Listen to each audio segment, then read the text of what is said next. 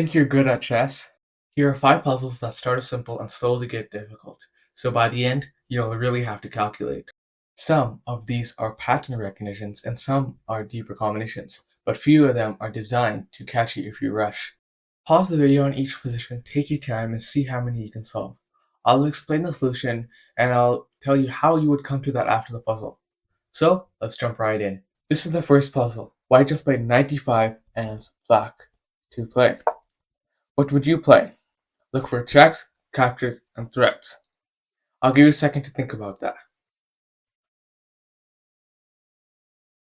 The solution here is actually queen takes e1. If you're able to find it, great.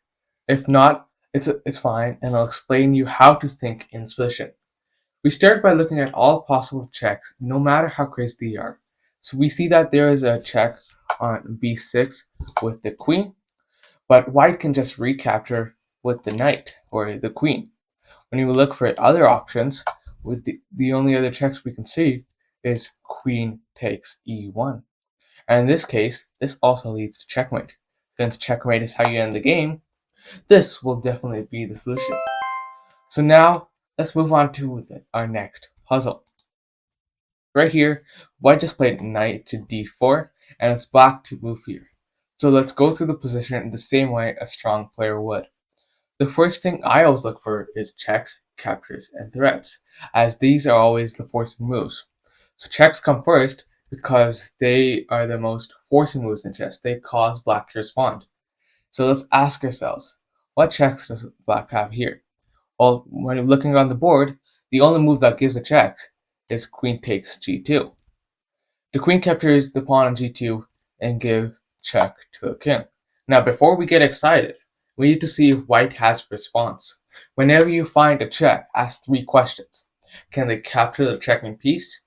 Can they move the king? Or can they block the check? Let's start with the first one. Can white simply just take the queen on g2? Well, at first glance, it looks possible, but then we notice something important. The bishop on c6 is controlling the entire diagonal leading to g2. That means this queen is protected. If the king captures the queen, well, it would move on to an attack squared, which is attacked by the bishop, which is definitely illegal. So white cannot take the queen.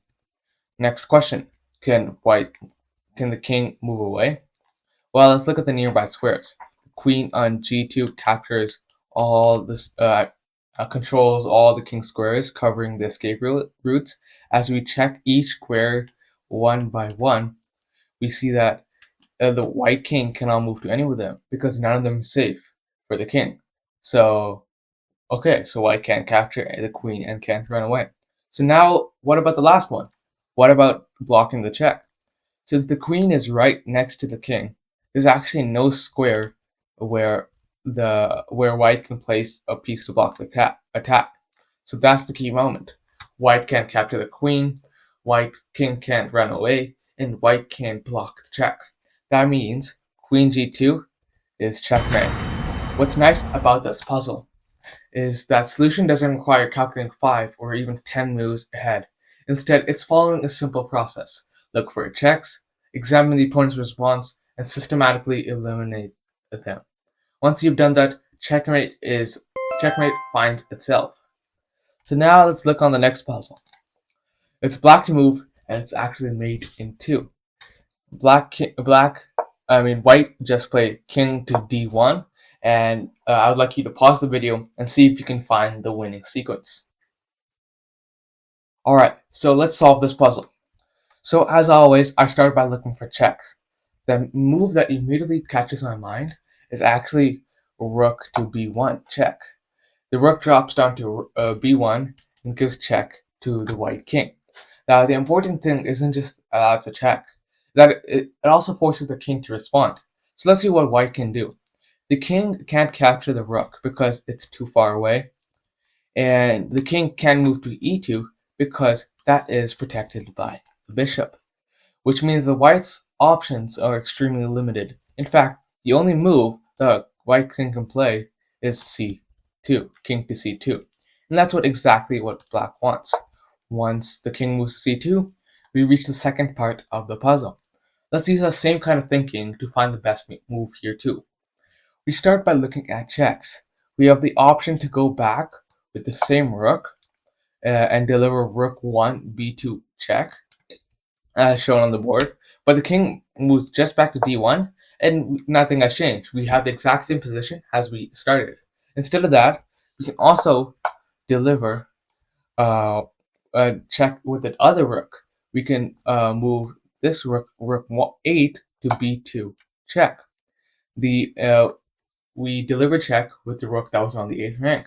Once the rook moves up, it gives a check, and the key thing here is that black can't go back to its original square because that's occupied by the other one. You also look at the white's king other options, and we see that they are both protected by our black pieces. So that tells us something. Rook b2 is checkmate because white can't do anything else about it. So why is it mate, you might be asking? Well, the rook controls the entire second rank, the bishop on c4 takes away critical escape scores, and white's own pieces actually get in the way of white's king escape scores. The king has nowhere to run, and no piece can block, and nothing can capture the rook. If we look previously here, once he played a rook b2 check, a rook b1 check, if this rook wasn't here, the king could have maybe escaped here and then fled out this direction. Well, since the rook is there, his pieces are blocking his own escape scores, which is good for us, and that gives us this checkmate. So this is a really nice example of using a rook and a bishop to trap the king and force it to checkmate in just 2 moves. Now let's move on to the fourth puzzle. So this is the next puzzle, and it's white to move and to find, and I hope you can find the winning sequence here. So when I first look at this position, I'm not looking for checks. The reason for this is that there are no obvious checks to win the game. If you look over here, this queen can deliver a check here and here, but black's king can just take any of those. This is also a check, but black's king can also take that. So there is no obvious way forward, no checks that the white can easily see here. So instead of doing that, I'm asking myself, where is white stronger than black? And the answer is on this queen side. Take a look at the pieces involved. On the queen side, white has a rook, bishop, and a queen, bishop, and a rook on the queen side. Oh, meanwhile, black only has a queen, a rook, defending on that side of the board. So that means white has more attackers than black has defenders. Once I notice that imbalance, I also start to think about how I can open the position so that all pieces can be used. So the first thing that comes to mind is to take the pawn on b6. But the question is then, with what piece? So we start to think about different options here. Well, I start by first assessing taking with the bishop. But I soon realize that black has some counterplay and can easily stop us. The first thing that I see is maybe queen to d2 check. But I soon realize that it doesn't do anything other than moving the king to 1 square. There's no check rate, but the bishop covers because the bishop covers that square. So there's no threat for that line over there. So then I look to see if he could just take the bishop instead of playing queen to d2 check. And I realized he can just take that because there is no other piece covering that square. So from there, once he takes the piece, there's no other piece covering that square, so I can't continue that attack. Even if I take with the rook, there's nothing here either because black can just recapture with the pawn, and if I take with the queen, he just blocks with the queen, nothing forward from here. And if you take with the pawn, same story. He can go here, but even better, he can go queen here, check. Once you move your king to f1, he is checkmate. So we actually have nowhere forward, and even if you take with the pawn here, that's also too slow because we still fall in that same trap of checkmate. So this means that bishop takes b6 does not work. Now I think about what happens when I take the pawn with the rook. With rook takes b6 check. Here, black has to react somewhere because this is a forcing move. It is a check. So and black takes, and I ask, what is the other forcing move that we have? Well, if we take with the bishop, we actually fall into a big problem here. Queen can just go to d1 and deliver checkmate because the rook is no more there to protect it. And if we take with the pawn, well, it's the exact same story. Queen to d1 leads to checkmate. So this means that rook takes b6 is not the best move. If I take with the pawn after here, we already saw queen d6, which means that all the options here are not good. Even with the queen, that's also bad because you can just take back with the pawn. That means I only have two other options. That's either take with the queen or take with the pawn. Obviously, queen takes b6, loses the queen, and since the queen is the strongest piece, and since black has the queen able to defend, there is no way to attack black's king with sacrificing the queen. So the only move that actually comes to mind and that makes sense right now is a takes b6. The goal isn't just to win a pawn. The goal is to remove one of black's defenders and break open the queen side, while white's pieces are in the position to attack. Remember, we don't just stop there. We continue until the end of the forcing line. So now black has a choice. Capture with the A or the C pawn. If black takes with the A pawn, well, we have a couple of options. If we take with the rook, we transpose into the same position as before, where the back rank is weak and black can just play black, and there's checkmate. So after he takes, after black takes the rook, after queen takes, there's actually no checkmate here because this is protected. If you go check, he just moves the king. There's nothing here, and if you take with the bishop, that's even worse because you just hang checkmate on the back row. So we see that white cannot play rook takes b6 in this position. So, and we can also not play queen takes b6, but that just loses a queen, and definitely we even get a worse position than before. So in this case, the only move that makes sense is bishop takes b6. What we're doing with this is we're taking the pawn and we're prying open black's position. And once black takes back with the pawn, rook takes b6 comes to mind easily because we only have two pieces left. Because we only have two pieces in the attack left. Once a black takes back and once white takes it, black has two options and they both lead to checkmate. King c7 leads to queen b7 checkmate, and queen b7 leads to queen takes b7 checkmate as well. We also have to analyze what happens when black takes with the c pawn instead of the a pawn back in this position over here, because black can do this move or this move, so we analyze both. So if black takes with the c pawn, we quickly realize the position looks almost exactly the same as before. So here we can easily infer that the best move is bishop takes b6 again. And if we look here, black does not have any counterplay.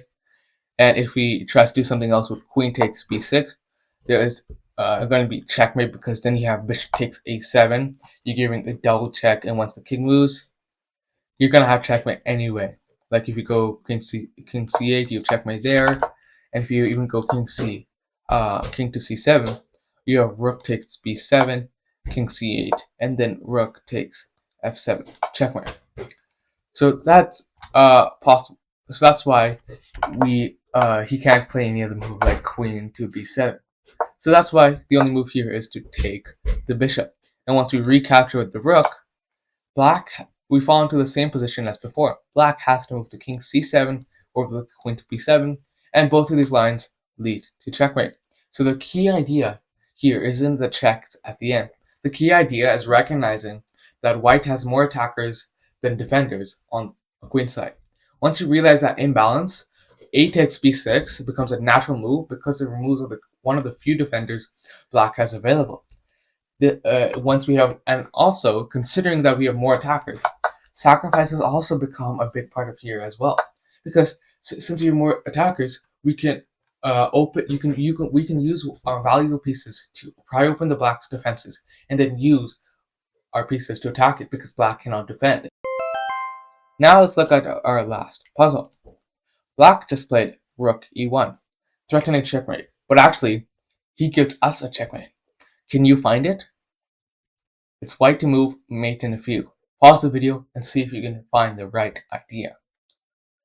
Alright, I hope. Alright, I hope you looked at the position really quickly. The first thing I notice is that Black's king on h6 is trapped by its own pieces. The pawns on g6 and h7 are actually hurting the king because they're taking away Black's escape squares. Whenever I see a boxed in king like that, I immediately started looking for checks. The move that stands out to me is definitely queen to f8 check. Why this move, you may think? Well, the queen moves closer to the king while working up together with the rook on f7. More importantly, it forces the king to make a decision. So now let's look at Black's responses. The king can't stay where it is, so king h5 is a possible option. Now I ask myself, how do I keep the king trapped? The first thing that comes to mind is g4 check.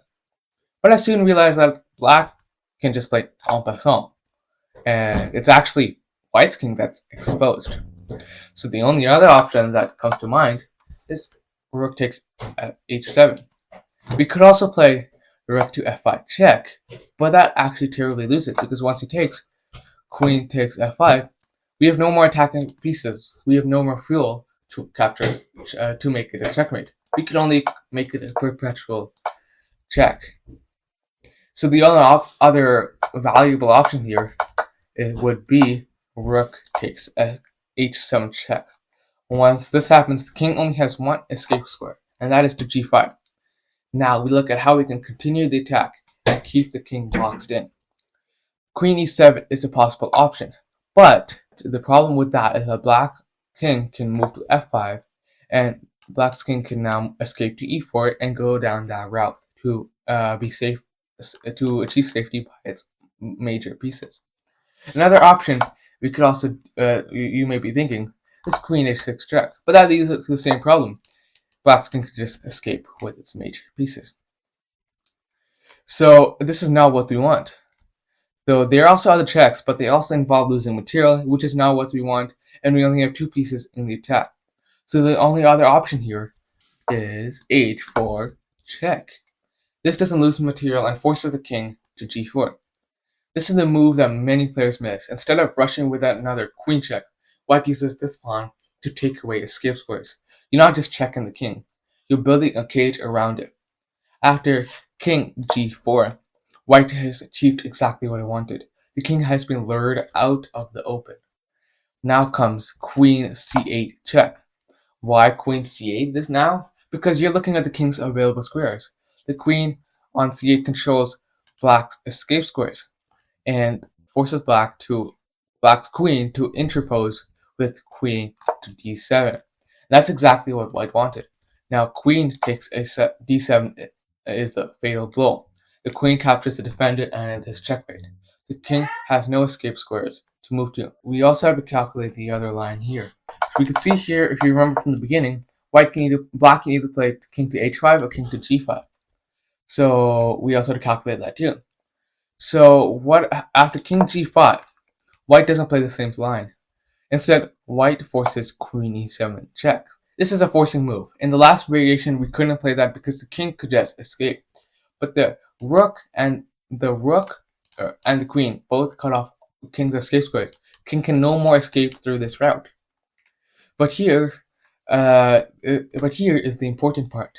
It almost doesn't matter where the king goes. As you're calculating, you notice a recurring theme. The rook on f7 is ready to come to h7.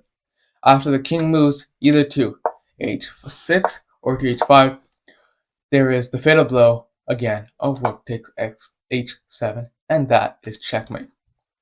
The rook lands on h7, and the king is completely trapped by its own pieces and White's queen. Now, if I was in a real game, I'd also tell you how I'd find this in a real game. I wouldn't see the whole sequence instantly. My thought process would be, the king is boxed in, look for forcing checks, queen f8 is a strong move. After each king moves, I would ask myself, can I keep restricting squares? Then I would spot rook takes h7 as a recurring attacking idea because we see that our queen and rook make a battery to attack the king. And then in our other line over here, where the king moves to h5, I would notice that h4 is the only way forward because it removes the king's escape squares. Once the king reaches to g4, well, the queen can deliver a checkmate with the final tactical blow of queen to c8, leading to checkmate on the next move. So here is the real lesson of the puzzle. You're not chasing the king with random checks. Every move is taking away another escape square until checkmate becomes unavoidable. That's it for today's puzzles. How many did you solve? Let me know your score in the comments, and if you get them all right, congratulations! You earned the right to try even harder puzzles the next time. Don't forget to like and subscribe, and I'll see you in the next video.